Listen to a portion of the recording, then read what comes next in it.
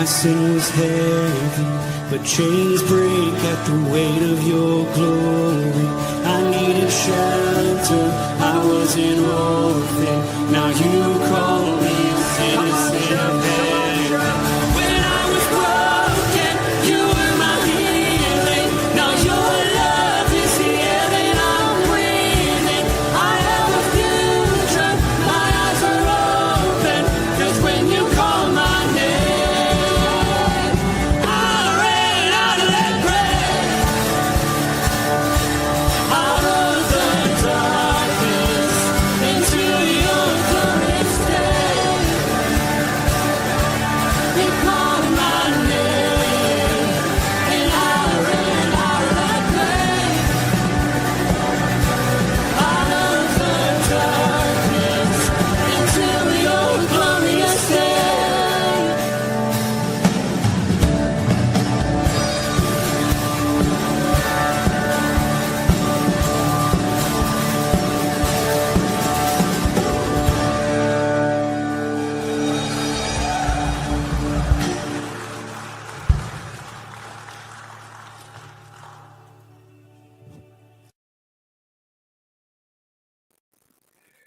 Good morning, Rooted Men. Pastor Tom, Firmly Rooted Church, Greendale, Indiana, Oxford, Michigan, and a lot of places in between. It is Monday morning. Hope you're having a great morning so far. Hope you got a chance to be a part of the service yesterday or the Bible study. If not, know that they're out there on Facebook and YouTube and X. Got a different computer, got the same camera, different microphone. Wanted to hear from you that everything is sounding good and the video is okay.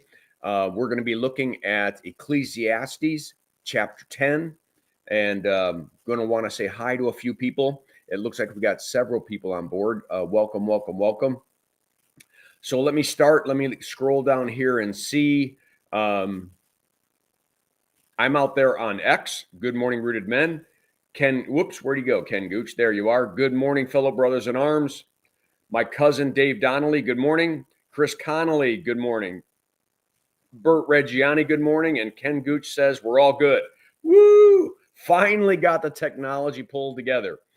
So great to have all of you on board. Let me pull up the reading with Ecclesiastes. And this sounds a lot like Proverbs. And the portion that we're going to be looking at today is going to sound a lot like maybe the Sermon of the Mount, which all makes sense because Jesus is the Word become flesh. And so it's not surprising that Jesus, who touched this earth and began to teach, is going to echo the very thoughts that he gave writers of the scriptures hundreds or thousands of years ago words to speak, right? I mean, it's kind of cool that it works that way. But let me pull up the text. Boom. And let me do this. Boom. All right. You should see it. Let me pull it up for me so I can see it. He who digs a pit will fall into it, and a serpent will bite him who breaks through a wall. Words like this are said in Proverbs as well as Ecclesiastes. And you have Jesus talking about setting up nets and either catching fish or failing to catch, that we're foolish to be digging a pit. The one who digs a pit is going to fall into it. And a serpent will bite him who breaks through a wall, right? Because they're nested in there, right? And so those who break through a wall to try to steal, to try to do something evil, are going to get bit. He who quarries stone is hurt by them, and he who splits logs is endangered by them. He begins to talk about the fact that there are simply certain tasks that bring about a risk. If the iron is blunt and one does not sharpen the edge, he must use more strength. Obvious, isn't it? It is just so obvious. He's been talking about work. He's been talking about putting our our nose to the grindstone and focusing on just getting things done in life. And he's beginning to tell us that even in our labors, there's risk. In all that we do, there's risk.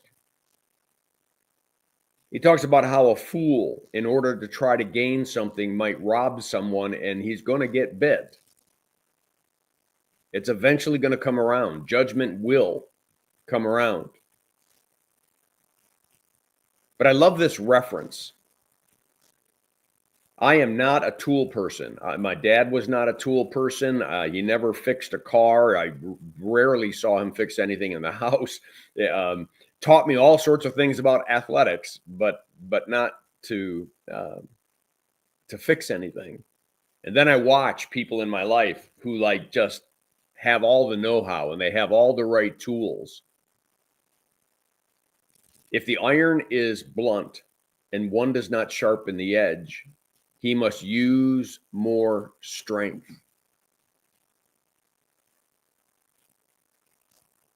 Whether it's actual physical labor that we do or whether it's emotional relationship effort that we do, if we don't sharpen the tool, if we keep going the same way, if we keep using the wrong tool, we're just going to expend more energy and more energy and more energy. So you think about God's love, you think about God's eternal truth, you think about in life, there's so many tools that make things easier to do. We all know. We've all been there.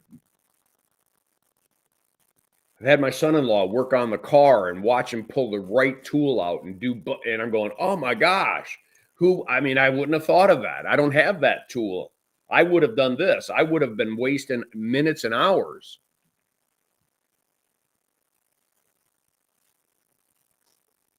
What if there are some corollary to our spiritual lives? That we tend to kind of keep going at the thing the same way we always do and somehow expect a different result when maybe we got to grab a new tool. Or maybe we have to sharpen the tool, sharpen the truth, sharpen the wisdom. And notice the very next thing he mentions is wisdom. But wisdom helps one to succeed. Every single day, going at something the same way you always do doesn't mean that you'll eventually break through. You just might get broken. Whether that's a relationship, whatever that might be. But wisdom allows us to back up and say to myself, I'm living out the definition of insanity. I keep doing the same thing, expecting a different result. Hey, maybe I should try something different. Maybe I should step into something different, step into that relationship different, stop thinking the things I'm thinking in my head and think something different. Wisdom helps us to succeed. And I think this is the last verse I have. Let me check. I think I have to verse 11. Yep. If the serpent bites before it is charmed, there is no advantage to the charmer. So obvious. So obvious. But my question is, does sometimes the charmer get so confident that he thinks he can dance with the devil and not get bit?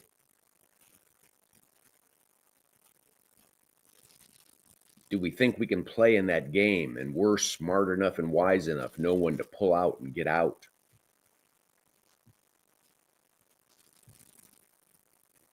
How about we just don't play the game in the first place? How about we just don't play the game in the first place? That we submit to God, resist the devil, and have him flee from us. The point is, the writer of Ecclesiastes is saying we don't have to do it the way we've always been doing it. We can do it different. With God's love and his eternal truth, with Jesus giving us examples, with the whole New Testament, with the history of the church fathers, with Christianity going over thousands of years, we can see that there are some different ways to do things and we don't have to keep doing them. We can begin to think maybe every single day, not my will, but thine be done. How about that one?